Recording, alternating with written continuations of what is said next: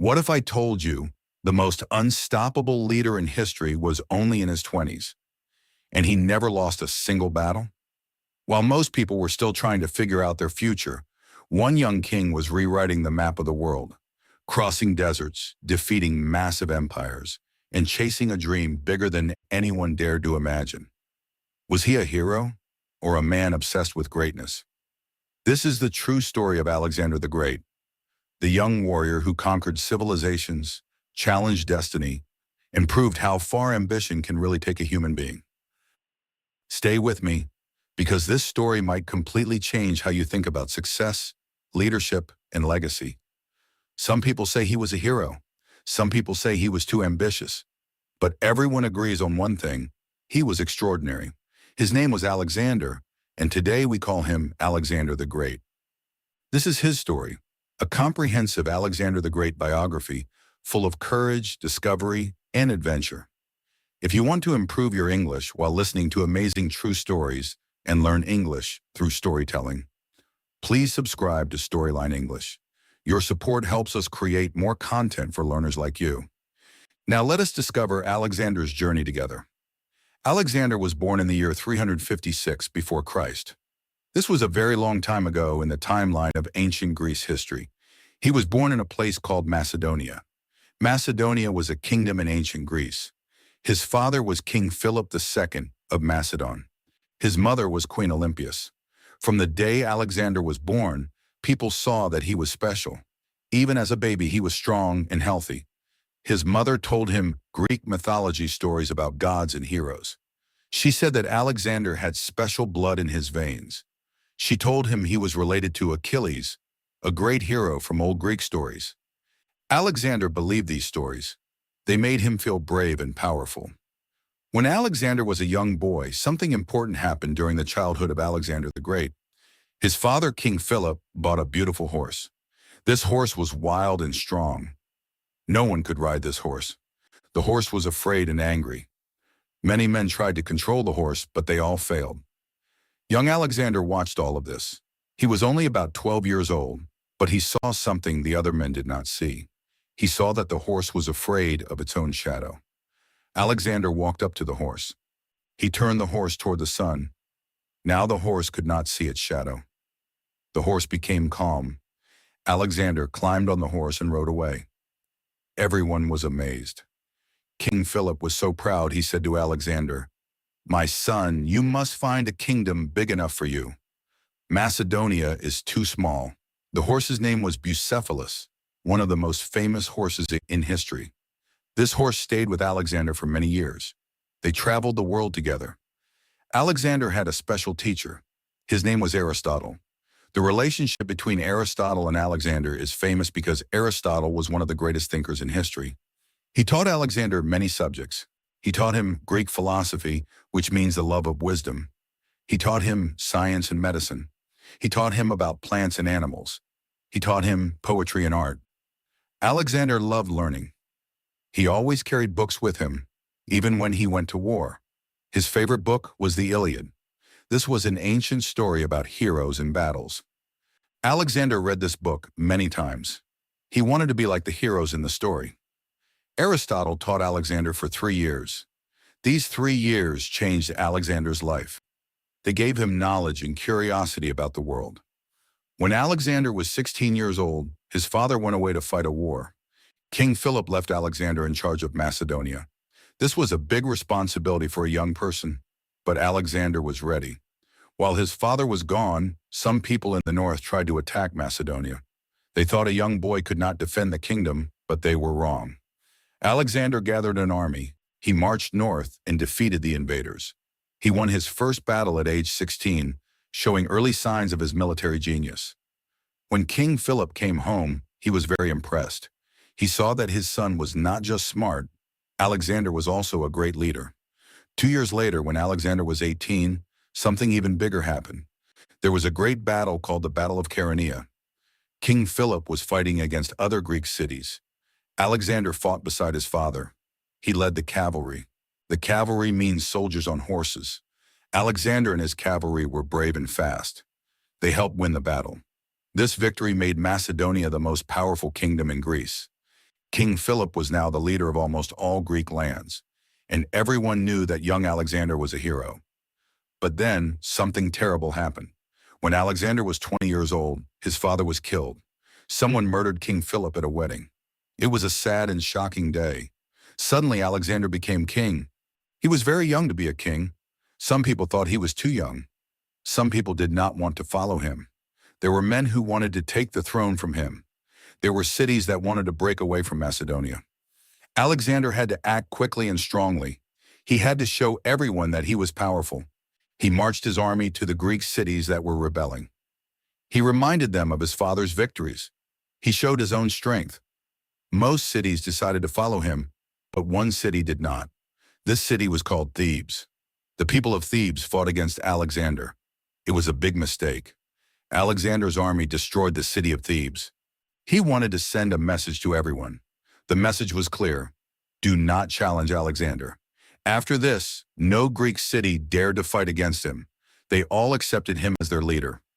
Alexander was now the king of Macedonia and the leader of all Greece. But he did not want to stop there. He remembered his father's dream. His father wanted to attack Persia. The Persian Empire conquest was the largest goal in the world at that time. It was rich and powerful. It had millions of people. The Persian king was called Darius. King Darius III ruled from India to Egypt. Alexander decided to continue his father's plan. He would invade Persia. He would challenge the greatest empire on earth. In the year 334 before Christ, Alexander crossed into Asia. He took his army across a narrow sea called the Hellespont. This was the beginning of his great journey. He had about 40,000 soldiers. The Persian Empire had much more, but Alexander was not afraid. He believed in himself and his men. He believed that he could win, and he believed that destiny was on his side. The first big battle happened at a river called the Granicus. The Persian army was waiting for Alexander. They stood on the other side of the river. The river was deep and fast. Alexander's generals told him to wait. They said it was too dangerous to cross the river and fight at the same time. But Alexander did not listen. He jumped into the water on his horse Bucephalus. His soldiers followed him. They crossed the river and fought the Persians. It was a hard battle. Alexander himself was almost killed. A Persian soldier hit him on the head, but Alexander's helmet saved him. His friend Clytus saved his life by killing the Persian soldier. In the end, Alexander won the battle. The Persians ran away. This victory opened the door to Asia for Alexander. After the battle, Alexander moved south along the coast. He captured city after city. Some cities opened their gates and welcomed him. Other cities fought, but Alexander always won. He captured important ports so the Persian navy could not use them. He was thinking like a smart general. He did not just win battles, he won the war step by step. One of the cities he captured was called the Gordium. In this city there was a famous knot. It was called the Gordian knot. This knot was very complicated. An old legend said that whoever could untie the knot would rule all of Asia. Many people had tried to untie it. No one could do it. When Alexander saw the knot, he thought for a moment. Then he pulled out his sword and cut the knot in half. He did not follow the rules. He made his own way. This Gordian knot story became famous. It showed Alexander's character. He did not accept limits. He found solutions that others could not imagine. In the year 333 before Christ, Alexander fought his most important battle. This battle was called the Battle of Issus. King Darius himself came with a huge army to fight Alexander. The Persian army was much bigger than Alexander's army. Some say Darius had 300,000 soldiers. Alexander had only 40,000. But Alexander was a brilliant commander. He understood the battlefield. He saw that the Persians were crowded together. They could not move easily. Alexander attacked at the perfect moment. He led his cavalry straight toward King Darius. His soldiers were brave and disciplined. They pushed through the Persian lines. When King Darius saw Alexander coming toward him, he became afraid. He turned his chariot and ran away. When the Persian soldiers saw their king running, they also ran. The battle became a complete victory for Alexander. He captured Darius's family. He captured Darius's tent and treasures. But he treated Darius's mother and wife with great respect. He told them they would not be harmed. This kindness made many Persians respect Alexander. After this victory, Alexander could have gone straight to Persia, but he did not. He turned south instead. He wanted to capture all the cities on the coast first. He marched into Phoenicia and then into Egypt. Egypt welcomed Alexander as a liberator. The Egyptians did not like Persian rule. They were happy to see Alexander. The Egyptian priests declared Alexander to be a pharaoh, a god king. King Alexander visited a famous oracle in the desert. An oracle is a holy place where people ask questions to the gods. The oracle told Alexander that he was the son of Zeus, the king of the gods. Whether this was true or not, Alexander believed it, and belief gave him even more confidence. While in Egypt, Alexander founded a new city. He named it Alexandria after himself. This city became one of the greatest cities in the ancient world. Even today, Alexandria, Egypt is a major city. In the year 331 before Christ, Alexander finally marched east toward the heart of Persia. King Darius gathered another enormous army. He chose a flat battlefield near a place called Gaugamela. He wanted space for his chariots and cavalry. The Persian army was one of the largest ever assembled. Some historians say it had 1 million soldiers. This number might be exaggerated, but it was certainly huge. Alexander had only about 50,000 men. Before the battle, Alexander's soldiers were nervous. How could they fight so many enemies? But Alexander was calm. He studied the battlefield carefully. He made a plan. The Battle of Gaugamela was one of the most famous battles in history. When the battle started, the Persians attacked with everything they had. They sent war chariots with sharp blades on the wheels. But Alexander's soldiers opened gaps in their lines. The chariots rode through without hitting anyone. Then Alexander made his move. He saw a weak spot in the Persian formation. He led his cavalry in a wedge formation, like an arrow. They charged straight at that weak spot. They broke through the Persian lines. Once again, Alexander rode directly toward King Darius. And once again, Darius ran away. His army collapsed. Thousands of Persians died. Alexander won a complete and total victory. After this battle, Darius was no longer a threat. Alexander marched to the Persian capitals. He entered Babylon, the great city. He entered Susa. He entered Persepolis, the most beautiful Persian city. In Persepolis, Alexander took revenge for the Persian invasion of Greece many years before. His soldiers burned parts of the palace. Alexander now controlled the entire Persian Empire. He was 30 years old. But Alexander did not stop. He wanted to go further east. He wanted to reach the edge of the world. He marched his army through mountains and deserts. He crossed into what is now Afghanistan and Pakistan. He fought against mountain tribes. He founded more cities named Alexandria. He kept moving forward. Some of his soldiers were tired. They had been marching for years. They wanted to go home. But Alexander kept pushing them onward. In India, he fought against King Porus, an Indian king with war elephants. The Battle of the Hydaspes River was difficult. Alexander had never fought elephants before. But once again, he found a way to win. He respected King Porus for his bravery. After the battle, Alexander made Porus his ally. But finally, Alexander's soldiers said no. They refused to march any further. They stood at a river in India.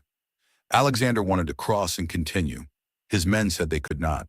They had been away from home for 8 years. They missed their families. They were exhausted. Alexander was angry at first. He went into his tent and refused to speak to anyone for 3 days. But in the end, he had to accept their decision. He agreed to turn back. This was the only time Alexander did not get what he wanted. The army began the long journey home. They marched through a terrible desert. Many soldiers died from heat and thirst. It was one of the hardest parts of the entire journey. Finally, they reached Babylon. Alexander made Babylon his capital. He planned new expeditions. He wanted to explore Arabia. He wanted to improve his empire. But then, something happened that no one expected. Alexander became sick. He had a fever. At first, it did not seem serious, but the fever got worse. For 10 days, Alexander fought the sickness. His soldiers came to see him one by one. They were crying. They loved their king. On the 11th day, in the year 323 before Christ, Alexander the Great died. He was only 32 years old. The death of Alexander the Great was a shock to the whole world. He had conquered so much. He had achieved so much. But his life was cut short. No one knows exactly what killed him. Some people think it was malaria. Some think it was typhoid fever. Some people even think he was poisoned. We will never know for certain. After Alexander died, his empire broke apart. His generals fought each other for power. The empire was divided into several kingdoms. But even though his empire did not last, Alexander's influence did. He spread Hellenistic culture across Asia. He built cities that became centers of learning and trade. He connected the East and the West in ways that had never happened before. He showed that one person with courage and vision can change the world. Today, more than 2,000 years later, we still remember Alexander. We study his battles. We read about his life. We learn from his successes and his mistakes. He was ambitious, perhaps too ambitious. He was brave, sometimes too brave. He was a brilliant leader, but also a complicated person. He could be kind and generous, but also cruel and ruthless. He represents something important about human nature. He shows us that people can achieve incredible things when they believe in themselves and refuse to give up. He teaches us that limits are often only in our minds. But he also teaches us that even the greatest person cannot live forever. Even the most powerful king must face the end of his journey.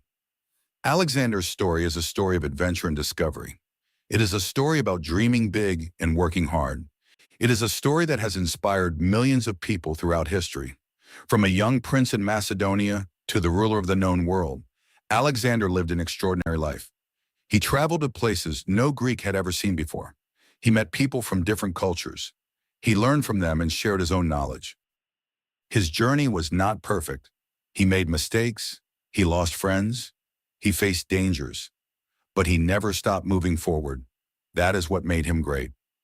I hope you enjoyed this journey through history with me today. Stories like Alexander's help us learn English online, but they also teach us about life, courage, and human achievement. If you found this story interesting and helpful, I would be very grateful if you could like this video. It lets me know that these stories are valuable to you. And if you want to hear more stories from history told in simple English that is perfect for learning, please subscribe to this channel.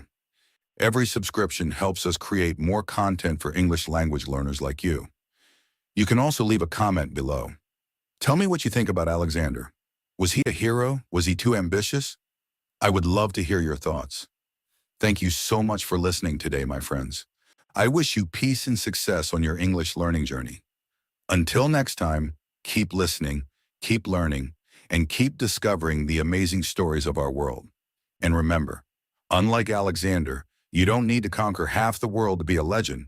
Just conquering that subscribe button makes you great in my book. Goodbye for now.